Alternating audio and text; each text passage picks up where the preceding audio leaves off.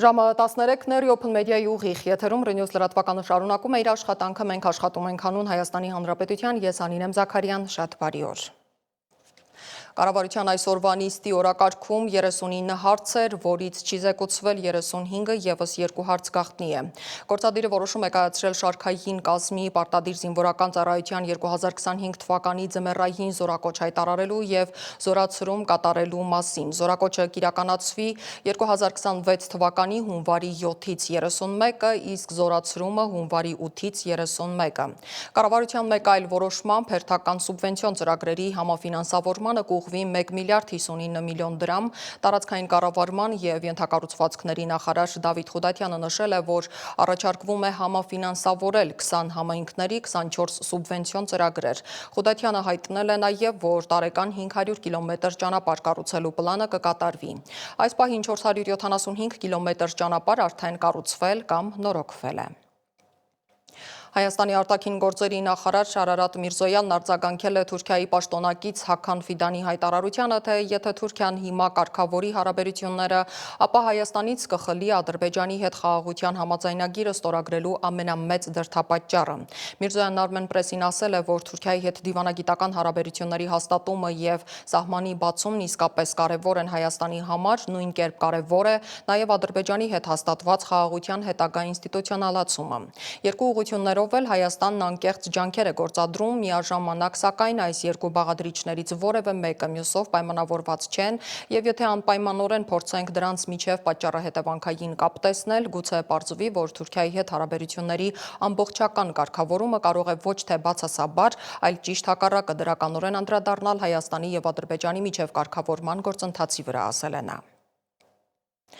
Այսպիսով պաշտոնական Երևանը հայտարարում է, որ Թուրքիայի հետ հարաբերությունները կարգավորվում են առանց նախապայմանների եւ հայ-թուրքական ու հայ-ադրբեջանական կարգավորումները միմյանցով պայմանավորված չեն, Անկարան իր քայլերով հակառակն է պնդում։ Հական Ֆիդանը նախորդին հայտարարել է, որ Թուրքիան կբացի Հայաստանի հետ սահմանը, երբ ստորագրվի խաղաղության պայմանագիրը Ադրբեջանի հետ, հակառակ դեպքում հակամարտությունը ոչ թե կհանգուցալուծվի, այլ կսառեցվի։ Ֆիդանը նաեւ անհրաժեշտ է համարել Հայաստանի սահմանադրությունում փոփոխություն, երբ Թուրքիայի ազգային մեծ ժողովում թուրքական հետախուզական ծառայության նախկին ղեկավար եւ գործող արտգործնախարար Ֆիդանն այս հայտարարություններն էր հնչեցնում։ Ստամբուլում ԵԱՀԿ խորհրդարանական վեհաժողովին մասնակցող Հայաստանի ազգային ժողովի պատվիրակությունը պնդում էր, որ հայ-թուրքական հարաբերությունների կարգավորման գործընթացը շուտով դրական արդյունքներ կունենա։ Ստամբուլը դարձել է հարավային Կովկասի խաղաղ ապագայի վերաբերյալ պատմական, բայց եւ հակասական հայտարարությունների թատերաբեմ։ Մինչ հայկական պատվիրակությունը ԵԱՀԿ խորհրդարանական վեհաժողովի ամբիոնից հայտարարում էր Ադրբեջանի հետ խաղաղության հաստատման մասին եւ լավատեսություն հայտնում Թուրքիայի հետ հարաբերությունների կարգավորման հարցում, Թուրքիայի արտգործնախարար Հական Ֆիդանը սեփական երկրի խորհրդարանից սառեցնում էր սպասումները Հայաստանի հետ սահմանի բացումը պայմանավորելով Երևանի եւ Բաքվի միջև վերջնական խաղաղության համաձայնագրի ստորագրմամբ։ ԵԱՀԿ խորհրդարանական վեհաժողովի աշնանային նստաշրջանում հայկական պատվիրակության ղեկավար Սարգիս Խանդանյանը հանդես եկավ հայտարարությամբ։ Այսօր այս խորհրդարանական վեհաժողովի պատմության մեջ առաջին անգամ ես պատիվ ունեմ ուրախությամբ հայտարարելու, որ Հայաստանի եւ Ադրբեջանի միջև խաղաղություն է հաստատվել։ Օգոստոսի 8-ին Վաշինգտոնում ստորագրված պատմական խաղաղության հռչակագիրը ամուր եւ իրական հանձնառություն է երկու երկրների կողմից առաջ մղելու խաղաղության գործընթացը եւ վերջապես փակելու հակամարտության էջը։ Այստեղ Թուրքիայում գտնվելով չեմ կարող չարտահայտել իմ լավատեսությունը, որ Հայաստանի եւ Թուրքիայի միջև հարաբերությունների կարգավորման գործընթացը նույնպես շուտով կբերի դրական արդյունքներ։ Այժմ ընթացող կառուցողական եւ ակտիվ քաղաքական երկխոսությունը մեզ հույս է տալիս, որ այն շուտով կվերածվի մեր հարաբերությունների ինստիտուցիոնալացման, սահմանների բացման եւ ավելի լայն համագործակցության։ Նույն հարթակից հայկական պատվիրակության անդամ Արտուր Հովհաննիսյանն էլ ընդգծեց ժողովրդավարական ընտրությունների կարևորությունը որպես խաղաղության հիմք։ Մեզ համար միանշանակ է, որ խաղաղության կարևորագույն հիմքերից են ժողովրդավարական ընտրությունները, որոնց պարագայում հնարավոր է մարդու իրավունքների եւ միջազգային պարտավորությունների հարգումն ու պահպանումը։ Այստեղ է, որ մենք բախվում ենք ժողովրդավարության վրա հարձակումների, թե ուղիղ, թե հիբրիդային գործիքների միջոցով։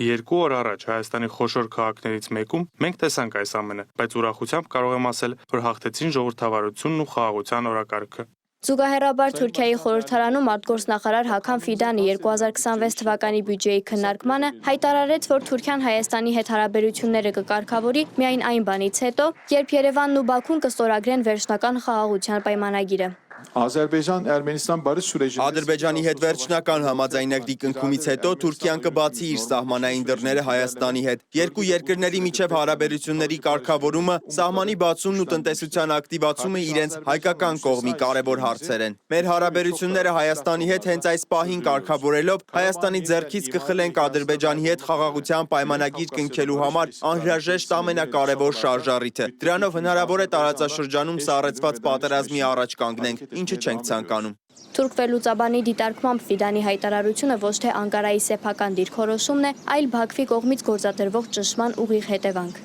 Türkiye açısından meseleye baktığımızda Երբ հարցին նայում ենք Թուրքիայի տեսանկյունից, Թուրքիան իրականում հարցին ավելի սառնասիրտ է մոտենում։ Սակայն Ադրբեջանի միջոցով Թուրքիայում իրականացվող քարոզչությունը տեսնում ենք, որ ժամանակ առ ժամանակ արտացոլվում է պետական գործիչների խոսքերում եւ ազդում դրանց վրա։ Հենց այս համատեքստում էլ Հական Ֆիդանի երեկվա արած հայտարարությունը պետք է ասել, որ բխում էր ադրբեջանական ճնշումներից։ söylemek gerekir. Խաղաղության վերաբերյալ Երևանի հրապարակային ուղերձները չփոխեցին Անկարայի համար դիրքորոշումը, ըստ որի երկկողմ հարաբերությունների կարգավորումն անհնար է առանց Բաքվի հետ համաձայնության, ինչը շատ վերլուծաբանների համոզմամբ փոխանցումներով խաղի գործնական իրագործում է։ Աննա Հարությունյան, Ռիոբն մեդիա։ Ֆրանսիացի աշխարհաքաղաքագետ ու պատմագիտության դոկտոր Ալեքսանդր Դել Վալը բացառիկ հարցազրույց է տվել Ռիոփն մեդիայի ֆրանսերեն թողարկմանը եւ իր վերլուծություններն արել Հայաստանի արտաքին քաղաքականության ռիսկերի եւ հնարավոր ելքերի մասին։ Դել Վալը Էրդողանի Թուրքիայի ամենամեծ քննադատներից է եւ Եվրոպայում հայտնի է այդ եւ մի շարք այլ կարևոր թեմաների վերաբերյալ իր աշխատություններով։ Դրանցից մեկն արմատական իսլամիզմն է։ Նա առաջին քաղաքագետներից էր, որ տեսականորեն հիմնավորել է Եվրոպայի եւ Արևմուտքի համար տոտալիտար իսլամիզմի սպառնալիքը, որին կարող է բախվել նաև Հայաստանը։ Դել Վալն անդրադարձել է նաև Թուրքիայի ու նեո-օսմանիզմի խնդիրներին ու վերլուծել աշխարհում եղած հիբրիդային պատերազմները, որոնցով պետություններն այլընտրանքային միջոցներ են կիրառում իրենց հակառակորդ երկրներն ապակայունացնելու նպատակով։ Կարիճ Հենց այս բառով է Թուրքիայի նախագահ Էրդողանին բնութագրում ֆրանսիացի հայտնի քաղաքագետ Ալեքսանդր Դել Վալը եւ Փաշինյանի Էրդողանին վստահելու նրա հետ գործարքի գնալու քայլերը որակում նաիվ։ Est-ce qu'on peut faire confiance au régime d'Erdogan? Արդյոք կարելի է վստահել Էրդողանի ռեժիմին եւ վստահ լինել, որ նա քեզ չի դավաճանի։ Հասկանալու համար բավական է տեսնել, թե Էրդողանն ինչպես վարվեց Պուտինի հետ։ Էրդողանը Աստանայի եւ Սոչիի համաձայնագրերով խոստացավ զինաթափել ջիհադականներին Սիրիայում քաղաքացիական պատերազմի ժամանակ եւ պահել Իդլիբում, նույնիսկ հեռացնել նրանց։ Եվ ինչ արած։ Նա օգնեց ջիհադիստներին իշխանության գալ, այսինքն իր տված խոստման ճիշտ հակառակն արեց։ Մենք այսպիսի շատ օրինակներ ունենք նաեւ մեր աչքի առջեւ։ Օրինակ Էրդողանը նաև դավաճանեց ռուսներին ուկրաինացի գերիների հարցում, որոնց չպետք է ազատ արձակեր։ Եվ ուրեմն Էրդողանը սովոր է դրժել իր իսկ տված խոստումը, ասել մի բան եւ անել մեկ այլ բան։ Էրդողանը կարիճի նման է, որն ինչ-որ պահի քեզ խայթում է։ Մենք չգիտենք երբ, բայց կարիճը անպայման խայթելու է։ Ըստ պատմագիտության դոկտորի, Հայաստանն այժմ գոյաբանական վտանգի տակ է եւ իր շահերից չի բխում որպես առանցքային գործընկեր ընտրել մեկ քաղաքական կենտրոնի, այս պարագայում Արևմուտքին։ Դել Վալը հենց սա համարում է Հայաստանի դիվանագիտության ամենալուրջ սխալը։ Պետք է ավելի ճկուն լինել, քանի որ նա համոզված է Հայաստանի աշխարհագրությունը թույլ չի տալիս թշնամական հարաբերություններ ունենալ Ռուսաստանի հետ։ Malheureusement, la Russie, ce ne sont pas des anges. Ցավոք Ռուսաստանը հրեշտակ չէ։ Այդ պետությունը մարդասիրությունից ելնելով չէ, որ օգնում է Հայաստանին։ Նա կօգնի Հայաստանին, եթե Հայաստանը շարունակի մնալ իր արբանյակը։ Իսկ Հայաստանը ցանկանում է լինել իսկապես անկախ, այսպես թե այնպես մշտական ռիսկի տակ է, զայրացնելու տարբեր դերակատարների։ Եվ հետևաբար Հայաստանը չպետք է այսպես ամբողջությամբ իրեն նվիրի Արևմուտքին։ Նա պետք է շատ հստակ ուղեր ցղի։ Մենք ուզում ենք բարեկամ լինել Արևմուտքի հետ, բայց չենք ուզում մտնել Եվրոպա եւ ՆԱՏՕ։ Այդ քայլով ազդանշան կտար Ռուսաստանին, որ կարող է լինել չեզոք։ Հայաստանի միակ փրկողակը չեզոքությունն է։ Դել Վալի համոզմամբ Էրդողանի պանթյուրքիստական ծրագրի զսպանակը այսպես կոչված Զանգեզուրի միջանցքն է, որն արդեն կոտրվելու ճանապարհին է։ Ըստ նրա, միակ բանը, որ կարող է փրկել Հայաստանը աստիճանական ադրբեջանական գաղութացումից, միջազգային կնքահայրերը, երաշխավորները պիտի լինեն, որոնք զորք կուղարկեն, շատ կարևոր միջոցներ կձեռնարկեն անվտանգությունը երաշխավորելու համար։ Բայց եթե չլինեն Հայաստանի անվտանգությամբ շահագրգռված երկրների երաշխիքները, Ադրբեջանը միշտ ավելին կուզենա։ Իսկ այդ երկրները նրա կարծիքով միայն երկուսն են՝ Ռուսաստանն ու Իրանը։ Et l'Amérique n'est pas plus fiable que la Turquie. Այն լուծումը, որը պարոն Փաշինյանն է առաջարկել, ցավոք երազանք է, եվրոպական Էլդորադոն, ՆԱՏՕ-ի Էլդորադոն, ամերիկյան Էլդորադոն։ Այս երազանքը առասպել է, որը կավարտվի ինչպես Վրաստանում, եւ հուսով եմ, ոչ ինչպես Ուկրաինայում։ Իդեպ Ամերիկան ավելի վստահելի չէ, քան Թուրքիան։ ԱՄՆ-ի հետ դաշինքը չի փրկի հայերին, Եվրամիության հետ դաշինքը չի փրկի հայերին։ Հիշեք, երբ եղավ պատերազմը Վրաստանում, երբ վրացիները ցանկացան մտնել Եվրամիություն եւ ՆԱՏՕ, երբ եղավ պատերազմն Ուկրաինայում։ Այն պահից, երբ ուկրաինացիները 2014 թվականից սկսեցին երազել Եվրոպայի մասին։ Կարծում եմ, որ հայերի համար ամենամեծ թակարդը պարոն Փաշինյանի նախագծին հավատալն է, որը նման է պարոն Սաակաշվիլիին, որը հավատում էր եվրոպացիների եւ ամերիկացիների խոստումներին։ Մենք տեսանք, թե ինչ արժեր եվրոպացիների եւ ամերիկացիների խոստումները, դրանք ոչինչ չարժեն։ Քաղաքագետը պնդում է, պատերազմի դեպքում Արևմուտքը երբեք զորք չի ուղարկի Հայաստան թուրք-ադրբեջանական տանդեմի դեմ կռվելու համար, իսկ Եվրոպայի միակ երկիրը, որը Հայաստանի համար սրտացավ է, Ֆրանսիան է, եւ գործնականում փորձում է օգնել, բայց դրա ծավալները նախ քիչ են, երկրորդ ավելին անել չի կարող։ Ça a été très imprudent. Je pense que la personne qui ressemble le plus à Pachinian, c'est Saakashvili. Եվրամիություն գնալու մասին Փաշինյանի այդ հայտարարությունը շատ անխոհեմ էր։ Այս առումով Փաշինյանին ամենաշատը նմանվող քաղաքական գործիչը Սաակաշվիլին է։ Նա գուցե ազնիվ էր, պայքարում էր կոռուպցիայի դեմ, գուցե անկեղծ էր իր նկրտումներում, բայց Սաակաշվիլին Վրաստանը հսկայական խնդիրների առջև կանգնեցրեց 2008 թվականի պատերազմով, որը նա ի վիճակի չէր հաղթելու։ Ժամանակին Սահակաշվիլին կարծում էր, որ ԱՄՆ-ն կզսպի ռուսներին, բայց դա տեղի չունեցավ, եւ այլ երկրների տարածք Ռուսաստանի ներխուժումներին նույնպես չի միջամտի։ Դա երազանք է։ Հասմիկ Արաքելյան, Reopen Media։ Վարչապետ Նիկոլ Փաշինյանն ընդունել է առաջնորդության համաշխարհային հիմնադրամի նախագահ, Նոր Զելանդիայի նախկին վարչապետ, ՄԱԿ զարգացման ծրագրի նախկին ղեկավար Հելեն Քլարկին եւ հույս հայտնել, որ հիմնադրամի հետ կստեղծվի սերտ համագործակցություն։ Քլարկը նշել է, որ հիմնադրամի նպատակն է աջակցել ժողովրդավարական քաղաքական առաջնորդությանը եւ լավ կառավարմանը, նախկին առաջնորդների փորձը հասանելի դարձնելով ներկայիս առաջնորդների համար։ Քննարկվել են տարածաշրջանային տնտեսական գործակցության ընդլայնման եւ հաղորդակցային ուղիների ապաշրջափակման հետ կապված հարցերը, ինչպես նաև խաղաղության խաչմերուկ եւ թրիփ նախաձեռնությունները։ Աշխատանքային այցով Կիպրոսում գտնվող անվտանգության խորհրդի քարտուղար Արմեն Գրիգորյանը հանդիպել է Կիպրոսի նախագահի ազգային անվտանգության խորհրդական եւ հետախուզության ծառայության տնօրեն Տասոս Թիոնիսի հետ։ Գրիգորյանն ընդգծել է Հայաստանի ու Կիպրոսի միջև քաղաքական հարաբերությունների բարձր մակարդակը, կարևորելով բարձրաստիճան փոխայցելությունների եւ շարունակական շփումների դերը։ Քննարկվել են երկկողմ քաղաքական օրակարգի լայն շրջանակ, ինչպես նաև բազմակողմ ձևաչափերում համագործակցության հնարավորությունները։ Կողմերն անդրադարձել են Հարավային Կովկասում հաստատված խաղաղությանը եւ դրա արդյունքում իրականացվող քայլերին։ Գրիգորյանն ու Թիոնիսը հաստատել են, որ շարունակելու են համատեղ ջանքերը լիարժեք իրացնելու երկկողմ համագործակցության ներուժը։ Եվս մեկ պաշտոնական լուր, արտաքին գործերի նախարար Արարատ Միրզոյանը հեռախոսազրույց է ունեցել Սիրիայի պաշտոնակից Ասադ Ալ-Շայբանիի հետ։ Զրուցակիցները քննարկել են Հայաստանի եւ Սիրիայի միջև երկկողմ հարաբերությունների զարգացման հարցեր, պայմանավորվածություն ձեռք բերել համատեղ ջանքերով, այդ թվում փոխայցելությունների միջոցով ակտիվացնել քաղաքական երկխոսությունը, զարգացնել փոխադարձ հետաքրքրություն ներկայացնող ոլորտներում գործակցությունը։ Վաշինգտոնում Միացյալ Նահանգներ Սաուդյան Արաբիա գործարար ֆորումում ելույթ ունենալով Միացյալ Նահանգների նախագահ Դոնալդ Թրամփը հիշել է իր հեռախոսազրույցը Ռուսաստանի նախագահ Վլադիմիր Պուտինի հետ Արցախյան հակամարտության վերաբերյալ, մեջբերեմ, բայց ես շատ մարդկանց, միլիոնավոր մարդկանց փրկեցի շատ այլ պատերազմներում, Ադրբեջան, գիտեք, թե ինչ էր այնտեղ տեղի ունենում, ես դա շտկեցի, դա շարունակվում էր շատ տարիներ։ Պուտինը զանգահարեց ինձ եւ ասաց, չեմ կարող հավատալ, որ դուք դա շտկեցիք, մենք երկար ժամանակ փորձում էինք կարգավորել։ Ես ասացի, մի անհանգստացեք դրա համար, պարզապես թույլ տվեք, որ ես շտկեմ ձեր անհեթեթ պատերազմը, ասել է Սպիտակ տան ղեկավարը, նկատի ունենալով արդեն Ուկրաինայում պատերազմը։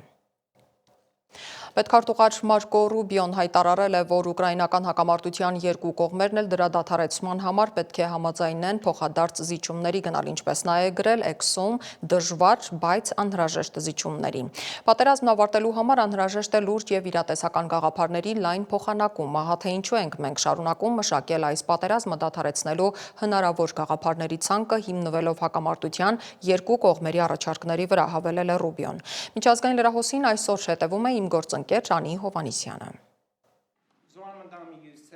ԱՄՆ նախագահ Դոնալդ Թրամփը հաստատել է 28 կետից կազմված խաղաղության ծրագիր, որի նպատակն է դադարեցնել Ռուսաստանի ու Ուկրաինայի միջև շարունակվող պատերազմը։ Նախաձեռնությունը մշակվել է վարչակազմի մի շարք բարձրագույն ներկայացուցիչների՝ Սթիվ Վիտկոֆի, փոխնախագահ Ջի Դի Վենսի, փոխկարտուղար Մարկո Ռուբիոյի եւ Ջարեդ Քուշների մասնակցությամբ։ Ուկրաինան այս գործընթացին չի մասնակցել։ Կրեմլի խոսնակ Դմիտրի Պեսկովն էլ ասել է, որ Պուտին-Թրամփ հեռախոսազրույց է նախապատրաստվում։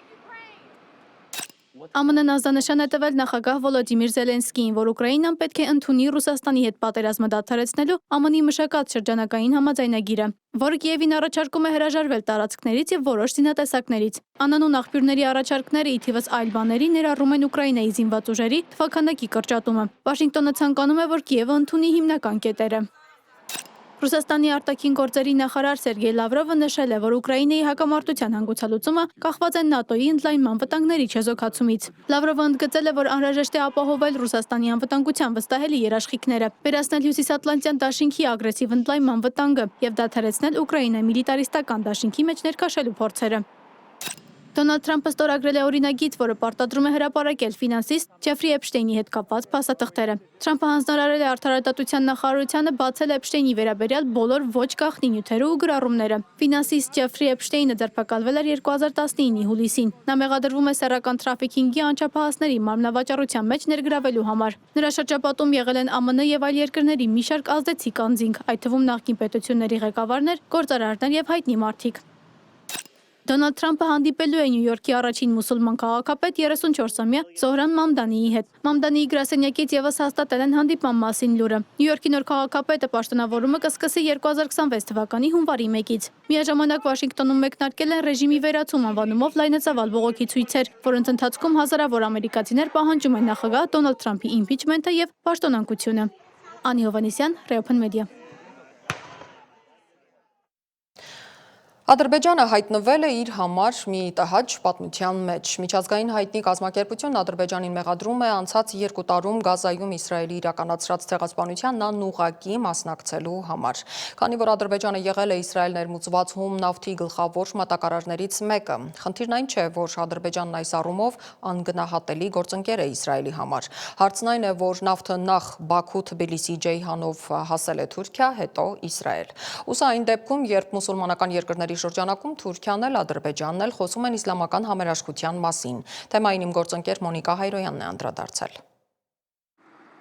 Ադրբեջանը հերթական անգամ հայտնվել է միջազգային սկանդալի կիզակետում, հաստատելով հանրահայտ թեզը, որտեղ կա հակամարտություն, արյուն եւ ագրեսիա, այնտեղ անպայման նշмарվում է պաշտոնական Բաքվի հետքը։ Մինչ Ալիևի վարչակարգը փորձում է աշխարհին ներկայանալ որպես խաղաղության դարաշրջանի ջատագով, նույնիսկ հավակնում է զորակազմ ունենալ Թրամփի ծրագրով Գազայում կայունացվող կամ խաղաղապահ ուժերի անձնակազմում, COP30-ի շրջանակում Oil Change International միջազգային կազմակերպությունը ուղիղ մեղադրում է Ադրբեջանին Գազայում իրականացվող ցեղասպանությանը մասնակցելու մեջ։ Ըստ զեկույցի 2023-ի նոյեմբերից մինչև 2025-ի հոկտեմբեր ընկած ժամանակահատվածում Իսրայել ներմուծված հում նավթի առյուծի բաժինը 70%-ը մատակարարվել է Ադրբեջանից եւ Ղազախստանից։ Սա դասական ադրբեջանական գործելավոճ է։ Մի ձեռքով իսլամական համագործակցության կազմակերպությունում խոսել մահմեդական համերաշխությունից, մյուս ձեռքով վառելիքով սնուցել իսրայելական տանկերը։ Զեկույցը փաստում է, որ ադրբեջանական նավթը Թուրքիայի տարածքով Բաքու-Թբիլիսի Ջեյհան խողովակաշարով հասել է Իսրայել։ Թեև փաստաթղթերում որպես ծագման երկիր նշվել է Թուրքիան, իրականում մատակարարվողը ադրբեջանական նավթ էր։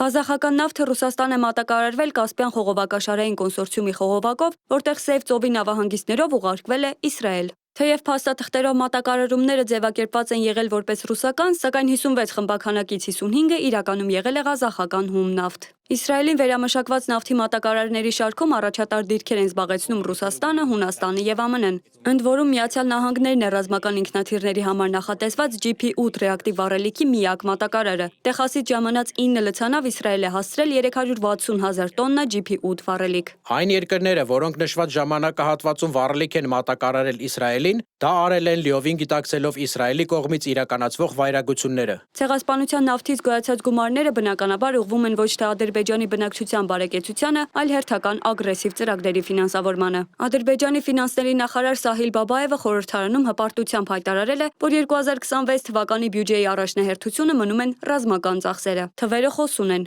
Ռազմական եւ անվտանգային ծախսերի համար նախատեսվել է 8.7 միլիարդ մանատ կամ ավելի քան 5.1 միլիարդ դոլար։ Բյուջեի ծախսերի դրամների 21%-ը, ինչը 319 միլիոն մանաթով կամ մոտ 188 միլիոն դոլարով ավելի է ընթացիկ տարվանից։ Սա հստակ ազդակ է, որ Ադրբեջանը որպես տարածաշրջանային ագրեսոր չի պատրաստվում կանգ առնել։ Հավելենք սրան եւս 3.5 միլիարդ մանաթ կամ ավելի քան 2 միլիարդ դոլար, որը հատկացվելու է օկուպացված տարածքներում ամրապնդվելուն, ընդհանուր առմամբ մինչև տարեվերջ այդ թիվը կհասնի 22 միլիարդի կամ շուրջ 13 միլիարդ դոլարի, եւ պարզ կդառնա, որ Բաքուն կառուցում է ոչ թե տնտեսություն, այլ ռազմական հսկա պլացդարմ։ Բաքվի ագրեսիվ եւ երկակի քաղաքականությունը չէր կարող անհետևանք մնալ տարածաշրջանային հարաբերություններում։ Իրանի հետ առևտրաշրջանառության կտրուկ անկումը դրա վառ ապացույցն է։ Ընթացիկ տարվա 7 ամիսներին Ադրբեջանից Իրան արտահանումը արժեքային տեսքով նվազել է ռեկորդային 65%-ով։ Սա ցույց է տալիս, որ Բաքուն, դառնալով իսրայելական քաղաքականության կցորդը տարածաշրջանում, կորցնում է վստահություն անգամ իր անմիջական հարևանների միջավայրում։ Մոնիկա Հայրոյան, Reopen Media։ Նիկոլ Փաշինյանը Հանրապետության նախագահի նստավայրում ներկա է գտնվել տեղեկատվական տեխնոլոգիաների ոլորտում ամենամյա կրթական պարգևի 21-րդ մրցանակաբաշխության արարողությանը։ Այս տարի մրցանակաբաշխության 126 մասնակիցներից պարգևի են արժանացել 27 ուսանող եւ 9 աշակերտ։ Մրցանակները հանձնել է Նիկոլ Փաշինյանը, նա շնորհավորել է մրցանակակիրներին, կարևորել կրթությունը եւ ընդգծել, որ կառավարության համար այն ռազմավարություն է, որովհետեւ կրթությունը միակ ճանապարհն է իմացության մեր մակարդակը նվազեցնելու եւ իմացության մակարդակը ավելացնելու։ Փաշինյանը նշել է, որ կառավարությունը բոլոր հնարավոր առիթներով ներդրումներ է իրականացնում կրթության ոլորտում։ Հիշեցնեմ, տեխնոլոգիաների ոլորտում ամենամյա կրթական պարգևը հիմնվել է 2005 թվականին Սինոպսիս Արմենիայի նախաձեռնությամբ ընկերության եւ Հայաստան համահայկական հիմնադրամի միջև կնքված համաձայնագրի հիման վրա։ Երևանի նախկին քաղաքապետ Տարոն Մարգարյանից դատախազությունը խոշոր միջոցներ է ուզում բռնագանձել։ Փաստաբանի խոսքով Տարոն Մարգարյանն ապօրինի գույք չունի, դատախազությունն այլ կարծիքի է։ Մանրամասները ռեպորտաժում։ Երևանի նախկին քաղաքապետ Տարոն Մարգարյանի գույքի ու դրամական միջոցների վրա կալանք է դրված։ Գլխավոր դատախազությունը պահանջում է Մարգարյանից եւ նրա հետ կապված անձանցից բռնագանձել 2 միլիարդ դրամի կամ մոտ 5 միլիոն դոլարի գույք եւ դրամական միջոց ապօրինի ծագում ունեցող գույքի բռնագանձման հայցով։ Միայն Տարոն Մարգարյանի 77 կոտորակ 7 հայտնի հասցեով գտնվող առանձնատան շուկայական արժեքը 324 միլիոն դրամ է գնահատվել։ Նախկին քաղաքապետից պահանջում են նաեւ 4 տրանսպորտային միջոց, որոնց շուկայական արժեքը շուրջ 61 միլիոն դրամ է Ներառում է նաև մեկ անշարժ գույքի շուկայական արժեքը, որը կազմում է 600 միլիոն ՀՀ դրամ, ինչպես նաև մի շարք շարժական գույքերի սարքավորումների շուկայական արժեքները շուրջ 12 միլիոն դրամ։ Տարոն Մարգարյանի նկատմամբ հանրային քրեական հետապնդումը հարուցվել էր այն բանի համար, որ նա զբաղեցնելով Երևանի քաղաքապետի առաջին տեղակալի, ապա Երևանի քաղաքապետի պաշտոնները առերևույթ շահադիտական եւ անձնական այլ շահագործությունից ելնելով չարաշահել է իր պաշտոնեական լիազորությունները, այլ անձանց օժանդակությամբ իշխանական ծառայողական լիազորությունները եւ դրանցով պայմանավորված ազդեցությունն օգտագործելով օրինականացրել է հանցավոր ճանապարհով ստացած առանձնապես խոշոր չափերով գույք, վարչական պատասխանատվության միջոցներ չի կիրառել պետական սեփականություն հանդիսացող հողամասն ինքնակամ զավթած անձանց նկատմամբ։ Մարգարյանի փաստաբանը պնդում է, ապօրինի չհայտարարագրված հանցավոր ճանապարհով ձեռք բերված որևէ միջոց արկա չէ նախկին քաղաքապետի եւ իր ընտանիքի գույքային ֆոնդում։ Ըստ էության սույն գործի քննության ընթացքում դեռևս սույն գործով ուսումնասիրության փուլում դատախազության կողմից ներկայացված սկզբնական պահանջը մի քանի անգամ փոփոխվել է, յուրաքանչյուր անգամ փոփոխվել է նվազեցման տեսանկյունից։ Օրինակի համար սկզբնական դեռևս ուսումնասիրության փուլում որոշակի մեծ պահանջ էր որոշակի չափով, որը նվազեցվել է մեր կողմից ներկայացված հիմնավորումների արդյունքում։ Տարոն Մարգարյանի քրեական գործը գտնվում է նախնական դատալսումների փուլում։ Նա միակ բարձրաստիճան նախկին պաշտոնյան չէ, որի ունեցվածքը հայտնվել է իրավապահների ուշադրության կենտրոնում։ Ապօրինի ծագում ունեցող գույքի բռնագանձման գործընթացի շրջանակում քննվում են տասնյակ գործեր։ Հայաստանի երկրորդ նախագահ Ռոբերտ Քոչարյանին դատախազությունը 2023-ին հայց է ներկայացրել, պահանջելով բռնագանձել շուրջ 2 միլիարդ դրամի ենթադրյալ ապօրինի գույք։ 2025-ի դրությամբ գործը դեռևս գտնվում է դատաքննության փուլում եւ վերջնական վճիռ չկա։ Գործարար Գագիկ Ծառուկյանի վերաբերյալ թեև 2024-ին դատարանը մասնակի վճիռ է կայացրել, նրա ընտանիքի անդամներից բռնագանձելով զգալի գույք եւ մոտ 1.3 միլիարդ դրամ, սակայն հիմնական գործը դեռևս ավարտված չէ։ Հայաստանի նախկին ոստիկանապետ Վլադիմիր Գասպարյանի եւ ընտանիքի անդամների դեմ հայցը ներկայացվել է դեռևս 2020-ին դրամական եւ գույքային բռնագանձման պահանջով։ Նրանից կբռնագանձվի 35 միլիոն դրամ, դատական ակտը մտել է օրինական ուժի մեջ։ 2018-ից 24 թվականների ընթացքում ըստ գլխավոր դատախազի ընթացիկ եւ ավարտված քրեական վարույթներով, իսկ 2023-ից նաեւ ապօրինի ծագում ունեցող գույքի բռնագանձման գործիքակազմի կիրառման արդյունքում հանրապետությանն են վերադարձվել ավելի քան 210 միլիարդ դրամի կամ 536 միլիոն դոլարի գույք եւ դրամական միջոց։ 2021-ից 25 թվականներին հակակոռուպցիոն դատարանի վարույթում գտնվող 152 հայցադիմումներով արգելանք է դրվել շուրջ 1500 անշարժ գույքի, 290 շարժական գույքի, 400 իրավաբանական անձանցում մասնակցության իրավունքի, 540 միլիարդ դրամի վրա։ Մերի Դանիելյան, Open Media։ Եվ թողարկման վերջում անցած մեկ օրում ոստիկանությունը բացահայտել է 186 հանցագործություն, մեծ թիվ են կազմում տրանսպորտային միջոց վարելու կանոնների խախտումները, թմրանյութի շրջանառությունը, մարմնական վնասվածք պատճառելու անձնական ունեցվածքի գողության դեպքերը։ Բացահայտվել են նաև կողոպուտի, պաշտոնեական կեղծիքի դեպքեր, 24 ժամում հայտնաբերվել է 5 հետախուզվող, կամավոր ներկայացել 5-ը, անցած մեկ օրում գրանցվել է 17 ավտովթար, 1 մարդ զոհվել է, 27-ը վնասվածք ստացել։